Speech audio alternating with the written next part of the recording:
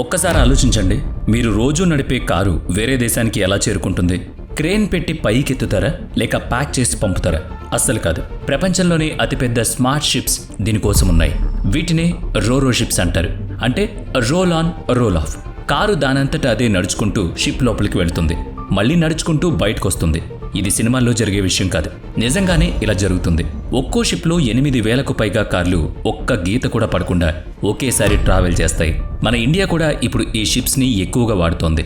Sagarmala projects ద్వారా మన government ఈ షిప్స్ని నేషనల్ వాటర్ వేస్ పైకి కూడా నడుపుతోంది.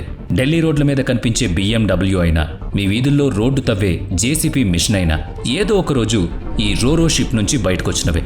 అందుకే ఈరోజు మనం రోరో షిప్ అంటే ఏంటి, అది ఎలా పనిచేస్తుంది, దాని లోపల ఏముంటుంది, ఇండియాలో దీని ఇంపార్టెన్స్ ఏంటి అనేది డీటెయిల్గా తెలుసుకుందాం. ఈ వీడియో ఎండ్ వరకు చూడండి, ఎందుకంటే లాస్ట్లో మీరు కనీసం ఊహించని ఒక ఇంట్రెస్టింగ్ ట్విస్ట్ ఉంటుంది. ముందుగా ఈ స్పెషల్ షిప్ గురించి తెలుసుకుందాం. ఇందులో ఎలాంటి క్రేన్స్, హెవీ లిఫ్టింగ్ ఎక్విప్మెంట్ ఉండదు. పోర్ట్ నుంచి నేరుగా షిప్ లోపలికి వెళ్లేలా ఒక పెద్ద ర్యాంప్ మాత్రమే ఉంటుంది. కార్లు, ట్రక్స్, బస్సులు, ట్రైలర్స్, చివరకు ట్రైన్స్ కూడా ఈ ర్యాంప్ మీద నుంచే నడుచుకుంటూ లోపలికి వెళతాయి.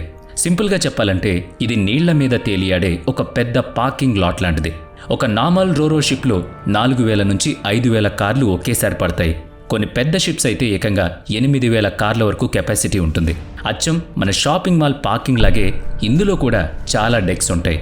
కార్లన్నిటినీ ఒకే ఆర్డర్లో పార్క్ చేసి ప్రయాణంలో అవి అస్సలు కదలకుండా రోప్స్, క్లాంప్స్తో చాలా టైట్గా ఫిక్స్ చేస్తారు. ఈ డిజైన్ ఎంత పర్ఫెక్ట్గా ఉంటుందంటే టొయోటా, హుండాయ్, మారుతి లాంటి ప్రపంచ స్థాయి కార్ల కంపెనీలు తమ ఎక్స్పోర్ట్స్ కోసం ఇదే సిస్టమ్ని వాడుతూ ఉంటాయి. నార్మల్ కార్గో షిప్స్కి దీనికి చాలా తేడా ఉంటుంది. ఎందుకంటే ఇందులో కంటైనర్స్ కాకుండా డైరెక్ట్గా చక్రాలున్న వెహికల్స్ని మాత్రమే ట్రాన్స్పోర్ట్ చేస్తారు. ఫ్యాక్టరీలో తయారైన కారు పోర్ట్ వరకు ఎలా చేరుకుంటుంది అనేది కూడా ఒక పెద్ద ప్రాసెస్.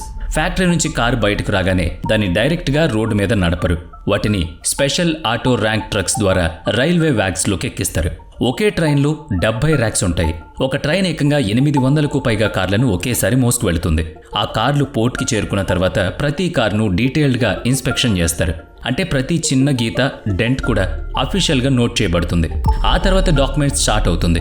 ఏ కారు ఎక్కడికి వెళ్ళాలి, దాని బరువు ఎంత, హైట్ ఎంత, షిప్లో ఏ డెక్ మీద పెట్టాలి అనేది ముందే ప్లాన్ ప్రకారం డిసైడ్ అవుతుంది. దీన్నే స్టోరేజ్ ప్లాన్ అంటారు. జర్నీలో ఫైర్ రిస్క్ ఉండకూడదని సేఫ్టీ కోసం కారు ఫ్యూయల్ ట్యాంక్ని కేవలం 25% మాత్రమే నింపుతారు. కారు లోపల ఎలాంటి పవర్ఫుల్ వస్తువులు పెట్టకూడదు అనేది చాలా స్ట్రిక్ట్ రూల్. అలాగే టైర్లలో గాలి కరెక్ట్గా ఉండాలి. ఏవైనా లూజ్ పార్ట్స్ ఉంటే వాటిని తీసేయడం లేదా టైట్ చేయడం జరుగుతుంది. ఇదంతా పోర్ట్ టెర్మినల్ దగ్గర క్వాలిఫైడ్ వర్కర్స్ ద్వారా, ప్రొఫెషనల్స్ ద్వారా హ్యాండిల్ చేయబడుతుంది.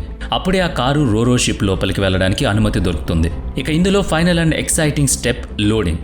షిప్ పోర్ట్ దగ్గరకు రాగానే దాని వెనుక భాగం నుంచి ఒక పెద్ద హైడ్రాలిక్ ర్యాంప్ కిందకు దిగుతుంది.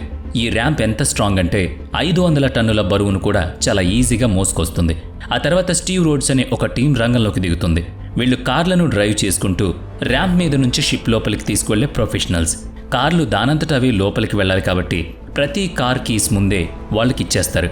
ర్యాంప్ నుంచి లోపలికి వెళ్ళగానే ఒక కొత్త ప్రపంచం కనిపిస్తుంది. ఒక పెద్ద మల్టీ స్టో పార్కింగ్ లాగా ఒకదాని తర్వాత ఒకటి ఫ్లోర్లు వస్తూనే ఉంటాయి. ఆ డ్రైవర్కి స్టోవేజ్ ప్లాన్ ప్రకారం ముందే ఇన్స్ట్రక్షన్స్ ఇస్తారు. ఆ కార్ ఎగ్జాక్ట్గా ఏ ఫ్లోర్లోకి వెళ్ళాలి, ఏ లైన్లో ఏ నెంబర్ దగ్గర ఆపాలి అనేది వాళ్ళకు స్పష్టంగా తెలుస్తుంది. ఒక కారును 2 నుంచి 6 లాషింగ్ పాయింట్స్ దగ్గర ఫిక్స్ చేస్తారు. సముద్రంలో ఎంత పెద్ద అలలు వచ్చినా కారు అంగుళం కూడా కదలకుండా 2 వైపులా టైట్ చేస్తారు. ఈ లోడ్ ప్రాసెస్ మొత్తం చాలా ఫాస్ట్గా జరుగుతుంది. ఒక పెద్ద రోరో షిప్ ఫుల్ అవ్వడానికి కేవలం 24 గంటల సమయం పడుతుందంతే. కంటైనర్ షిప్స్తో పోలిస్తే ఇది చాలా ఫాస్ట్. కారు లోపలికి వచ్చింది, లాషింగ్ పూర్తయింది, ఇక షిప్ కదలడం మొదలవుతుంది. అయితే ప్రయాణంలో షిప్ లోపల ఏం జరుగుతుందనేది కూడా చాలా ఇంట్రెస్టింగ్గా ఉంటుంది. షిప్ వెళ్తున్నప్పుడు లోపల వాతావరణం అంతా కంట్రోల్డ్గా ఉంటుంది. కార్లు పాడవకుండా టెంపరేచర్, హ్యూమిడిటీ మెయింటైన్ చేస్తూ ఉంటారు. లాషింగ్ ఏమైనా ఊడిపోయిందా, కారు పొజిషన్ మారిందా అనేది క్రూ మెంబర్స్ రెగ్యులర్గా డెక్స్ రౌండ్స్ వేస్తూ చెక్ చేస్తారు. సముద్రంలో పెద్ద పెద్ద అలలు వస్తాయి కాబట్టి షిప్ బ్యాలెన్స్ పర్ఫెక్ట్గా ఉండడం కోసం కార్లను ఒక క్యాలిక్యులేటర్ ప్యాటర్న్లోనే లోడ్ చేస్తారు. Ship navigation system, engine, stability, computers అన్నీ కలిపి పనిచేస్తాయి. వాతావరణం మారితే దానికి తగ్గట్టుగా కెప్టెన్ రూట్ అడ్జస్ట్ చేస్తూ ఉంటాడు.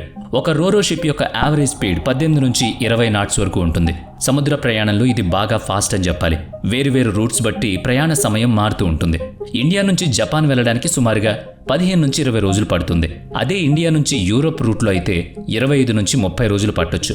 రాత్రిపూట కూడా క్రూ వాచ్ డ్యూటీ చేస్తారు. ఇలా 24 గంటలు 7 రోజుల పాటు మానిటరింగ్ ఉంటుంది. ఇంజన్స్ ఆఫ్ చేసి లాషింగ్ చేసే ఉంటాయి కాబట్టి లోపల కార్లు చాలా సేఫ్గా ఉంటాయి. ఈ జర్నీ టైంలో అంతా చాలా సిస్టమేటిక్గా ప్రశాంతంగా ఉంటుంది. కేవలం నీళ్లు, షిప్ సౌండ్ మాత్రమే వినిపిస్తుంది. షిప్ డెస్టినేషన్ పోర్ట్ చేరుకోగానే రోల్ ఆఫ్ అంటే అన్లోడ్ అనే మరో ఎక్సర్సైజ్ ప్రాసెస్ మొదలవుతుంది. ముందుగా షిప్ పోర్ట్ దగ్గర సేఫ్గా డాక్ చేస్తారు. మళ్ళీ ర్యాంప్ బయటకు వస్తుంది. ఇదంతా లోడింగ్ ప్రాసెస్కి రివర్స్లో జరుగుతుంది. సిస్టమేటిక్గా చాలా కేర్ఫుల్గా ఒక్కో కార్ చైన్స్, స్ట్రాప్స్ విప్పుతూ లాషింగ్ చేస్తూ ఉంటారు. ఆ తర్వాత స్టోవేజ్ ప్లాన్ ప్రకారం ఏ కారు ముందు బయటకు రావాలనేది ఒక సీక్వెల్ ఫాలో అవుతుంది. ఈ ఆర్డర్ ఎందుకు ఇంపార్టెంట్ అంటే ఇష్టం వచ్చినట్టు కార్లను బయటికి తీస్తే షిప్ బ్యాలెన్స్ దెబ్బతిని ఒకవైపు ఒరిగిపోయే ప్రమాదం ఉంది. అందుకే షో డ్రైవర్స్ ఒక్కో కారును కేర్ఫుల్గా డ్రైవ్ చేసుకుంటూ ర్యాంప్ నుంచి బయటకు తెచ్చి పోర్ట్ దగ్గర ఉన్న పార్కింగ్ ఏరియాలో ఆపుతారు. అక్కడ కస్టమ్స్ క్లియరెన్స్ జరుగుతుంది. ఒక్కో దేశానికి ఒక్కో రూల్ ఉంటుంది కాబట్టి ఇంపోర్ట్ డ్యూటీ, డాక్యుమెంటేషన్ అన్నీ చెక్ చేస్తారు. కస్టమ్స్ క్లియర్ అయ్యాక కార్లు బయర్స్ లేదా డీలర్స్ దగ్గరకు చేరుకుంటాయి. ఈ అన్లోడింగ్ ప్రాసెస్ కూడా చాలా ఫాస్ట్గా అంటే 12 నుంచి 24 గంటల్లో ఫుల్గా పూర్తవుతుంది.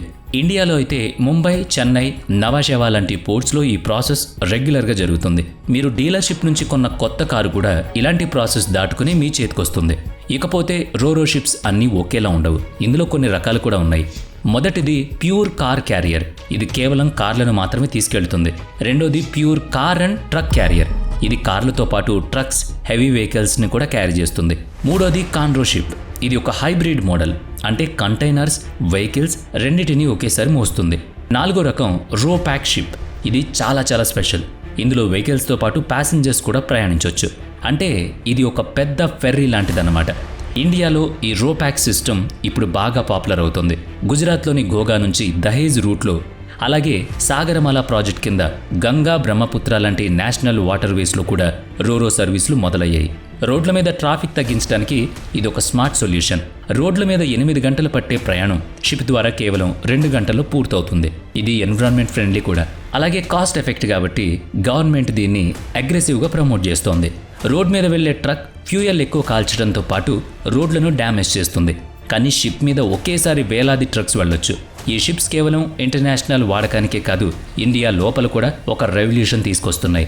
మీరు కొత్త కారు కొన్నప్పుడు అది రైల్వేలో 13,300 మైళ్ళు ప్రయాణించి తర్వాత రోరో షిప్లో సముద్రాలు దాటి మీ చేతికొస్తుందని గుర్తుంచుకోండి. ఒక రోరో షిప్ ఒక్క రోజులో వేలాది ట్రక్స్ చేసే పనిని పూర్తి చేస్తుంది. మీరు ఎవరైనా మీ కారును రోరో షిప్ ద్వారా తెప్పించుకుని ఉంటే కామెంట్స్లో రోరో అని టైప్ చేయండి. వీడియో నచ్చితే లైక్ చేయండి, షేర్ చేయండి. ఇప్పటి వరకు మన ఛానల్ని సబ్స్క్రైబ్ చేయనట్లయితే ఇప్పుడే సబ్స్క్రైబ్ చేసుకుని పక్కనే ఉన్న బెల్ ఐకాన్పై క్లిక్ చేయండి. నెక్స్ట్ వీడియోలో మళ్ళీ కలుద్దాం. Thanks for watching.